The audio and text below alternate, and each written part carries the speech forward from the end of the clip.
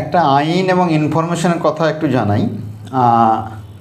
ধরুন আমাদের কারোর ইন্ডিয়াতে কারোর সিটিজেনশিপ রয়েছে, সে কোনো বিদেশে সিটিজেনশিপ নেবে, ধরুন আমেরিকা বা অস্ট্রেলিয়া অন্য কোনো দেশে। সেক্ষেত্রে আপনার ভারতবর্ষের সিটিজেনশিপটা ক্যান্সেল করতে হয়, তবে সে সেখানকার সিটিজেনশিপটা পাবে।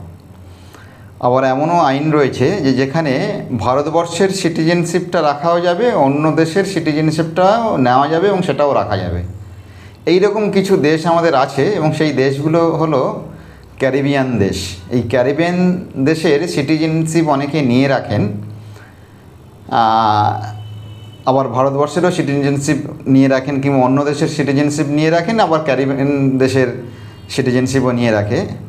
তাহলে কী হবে, সে যদি কোনো সময় কোনো রকম দুর্ঘটনা ঘটিয়ে যদি সেই দেশে গিয়ে ওঠে, তাহলে এই ক্যারিবিয়ান দেশ যতক্ষণ না চাইবে আপনার যে দেশের সিটিজেনশিপ আগে ছিল মানে আছে, ধরুন ভারতবর্ষের কারোর সিটিজেনশিপ সে ক্যারিবিয়ান দেশে গিয়ে কোনো একটা দুর্ঘটনা হয়ে গিয়ে সেখানে উঠেছে, সেই ক্যারিবিয়ান দেশের সরকার যতক্ষণ না চাইবে এই ভারতবর্ষের কোনো আইন এবং ভারতবর্ষের কোনো বাপের ক্ষমতা নেই যে তাকে ফিরিয়ে আনবে।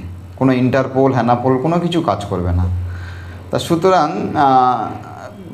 কেউ বিদেশে গিয়ে যদি না ফেরেন না, কিংবা ফিরতে চাইলে ভালো, যদি না ফেরেন কি অভিসন্ধি আছে সেটা তো আর বোঝা যাচ্ছে না। যদি না ফিরতে চান সেক্ষেত্রে কারোর কিছু করার থাকবে না, এবং করা গেলেও যৎসামান্য সে অনেক কাঠখড় পোড়াতে হবে, সে তারপরেও মানে অনিশ্চিত একটা ব্যাপার। তা সুতরাং এই ইনফরমেশান ভিডিওটা কেন দিলাম সেটা আপনারা সবাই বুঝবেন, কেন আমি কারোর নাম নিয়ে ভিডিও করি না। আমি এই ইনফরমেশান ভিডিওটা দিলাম এই জন্য যে এটা দিয়ে বুঝে যাবেন যে আমি কিসের জন্য এই ভিডিওটা করলাম।